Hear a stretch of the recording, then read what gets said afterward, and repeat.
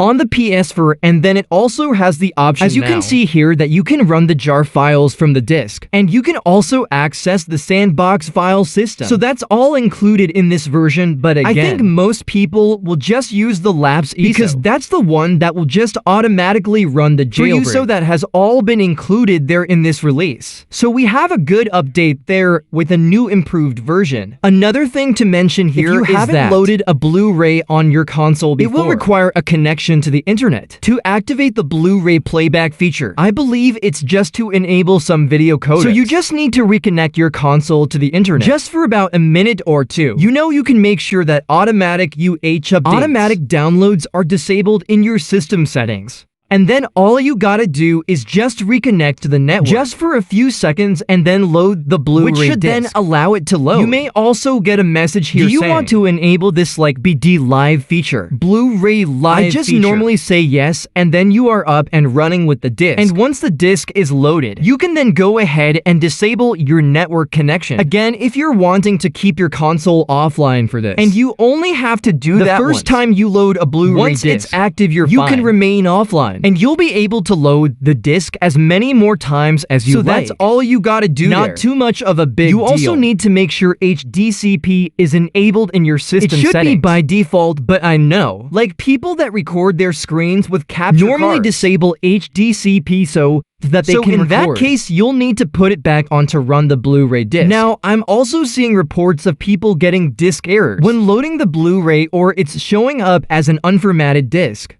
I also recommend using image burn software and using the right image file to disk option to burn the Blu-ray. But the quality of your Blu-ray discs can also be an issue. I always personally use verbatim discs. I've been using them for many years back when I was burning Xbox 360 games to dual-layer DV discs, and they always seem to be the best quality, with the least amount of problems. So it's verbatim BD-read discs that I personally use for the Blu-ray exploit, and I haven't had a single issue with any of my discs People using lesser quality discs seem to be running into problems. Now, we're also seeing some custom modified versions of this exploit going around. One of them loads GoldHEN from an ISO itself.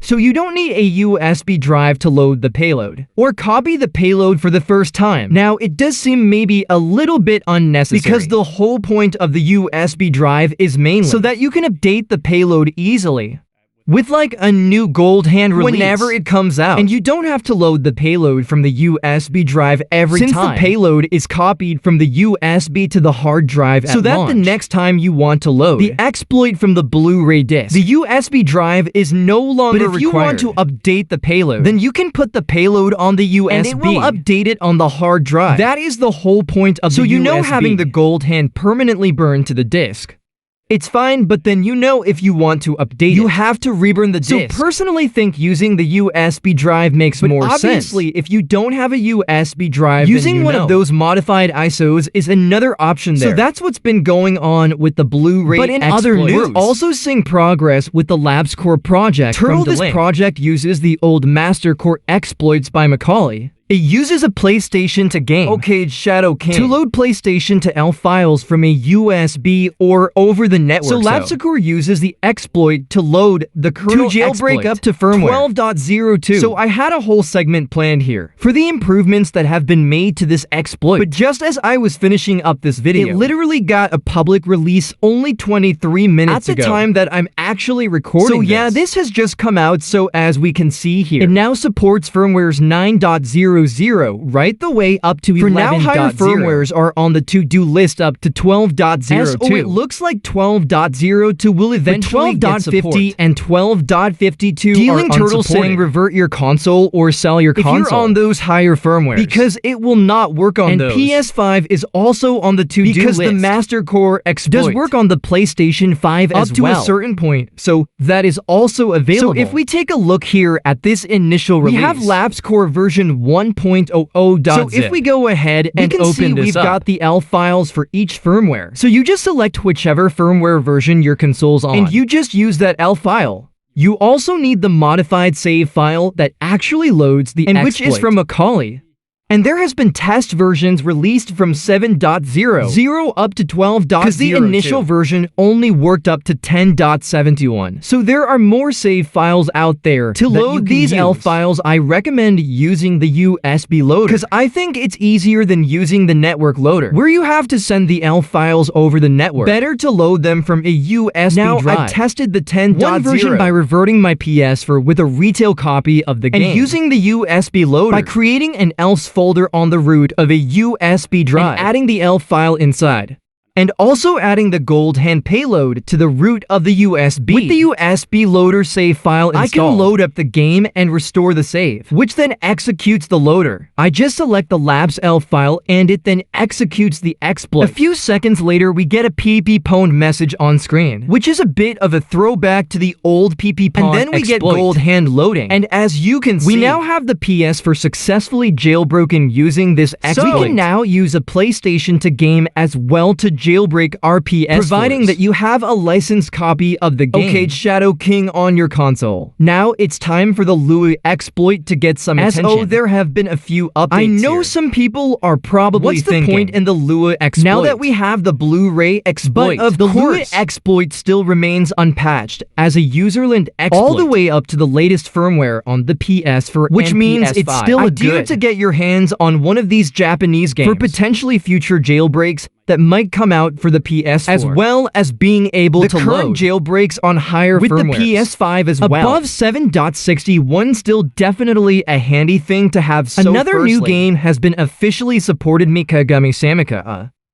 So it's Kuzo114810. That's another game that you can now use to load the jailbreak. And also, PlayAsia have recently restocked Jinki Resurrection and Fuyuki's. Although by the time this video goes out, they'll most likely be out of stock again. But it seems they're in the process of restocking other supported titles, so keep an eye on the PlayAsia website if you're looking to get one of these games, because it looks like restocks are ongoing at the moment. So definitely keep an eye on that. So we also have some updates about some upcoming developments, hopefully. So first of all, Lightning Mods posted that it looks like there is some progress disabling KCF5, which is kernel control flow integrity on the PlayStation 5. Below firmware 7.00. Hopefully that means K-stuff won't be needed. So stay tuned, and to be clear, K-stuff will still be needed for firmwares above 7.00, but 6.50 and lower is key. So if you're on 6.50 or lower, we might see this a KCFI being disabled on those firmwares,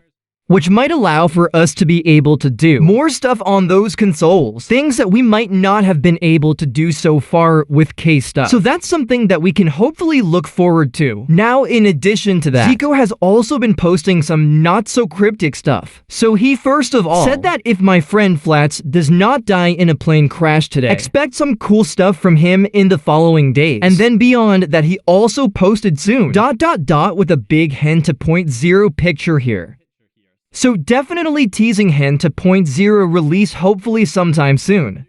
So Hen to 0.0 is something that has been talked about in the past few weeks, months potentially, but nothing's come of it yet. It's supposed to be like the successor to K-stuff, where it would allow us to actually run PS5 thick packages and hopefully resolve some of the other issues we have with K-stuff. A lot of our PS5 game dumps, we have to run in their dumped form with K-stuff, which does not allow all games to run, because they're supposed to be loaded as package files. And therefore, when you run them in their dumped form, they can have a lot of issues with certain games. So being able to load them as fake packages would resolve most of those issues. And then not only that, but we have other issues like PS4 DLC having to be patched into the update file. And hopefully, something like Hen2 would be able to resolve those issues. So that, you know, it'd be more like a jailbroken PS4. You just install the fake packages, the TLC updates, and everything, and it would just work. That would be the hope. So it looks like Zico is teasing a release of this at some point soon. And also we have hopefully control flow integrity being disabled on firmware below 7.00, according to Lightning Mods. And finally, the last big teaser for the PS5 is Chameleon, teasing a potential GoldHEN release.